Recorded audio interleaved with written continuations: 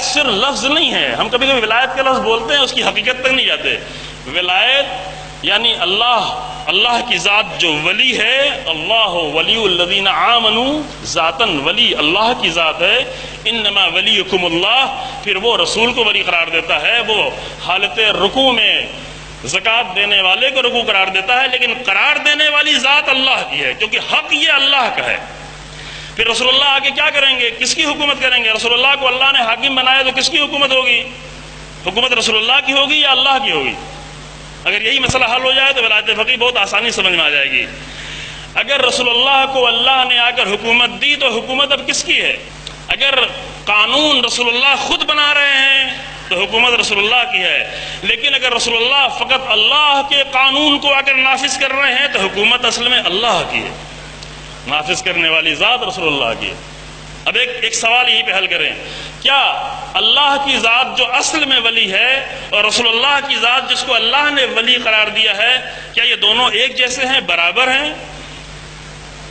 برابر ہیں؟ یہ دونوں برابر نہیں ہیں، کیونکہ اللہ کے پاس جو کچھ ہے سب اپنا ہے، رسول اللہ کے پاس جو کچھ ہے اللہ کا دیا ہوا ہے.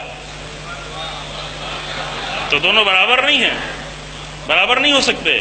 تو اگر برابر نہیں ہے تو کیا یہ کہا جا سکتا ہے کہ اللہ کی ولایت کو تو ہم پوری طرح مانیں گے لیکن رسول اللہ کی ولایت کو کچھ مانیں گے کچھ نہیں مانیں گے؟ کہا نہیں، درجے میں بہت فرق ہو سکتا ہے. وہ خالق ہے، یہ مخلوق ہے، وہ معبود ہے، یہ عبد ہے.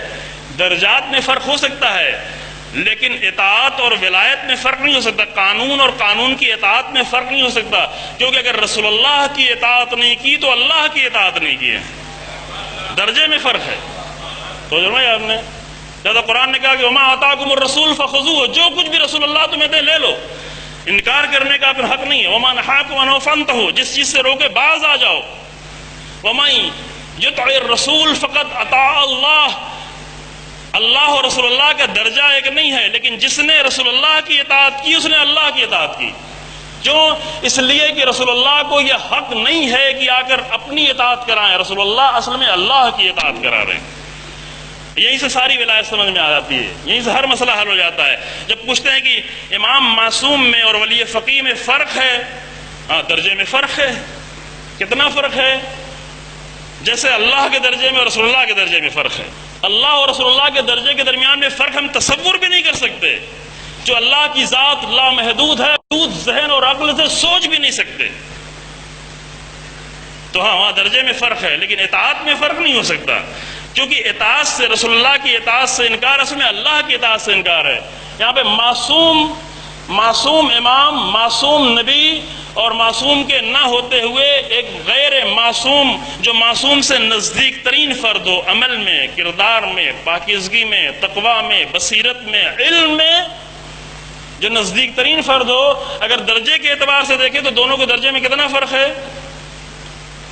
اتنا زیادہ فرق ہے کہ جب امام خمینی امام زمان کا نام لیتے تھے تو کہتے تھے روحی و ارواح العالمین لتراب مقدمہ الفدا، ہماری جان اور تمام عالمین کی جان امام زمان کے قدموں کی خاک پر قربان ہو جائے.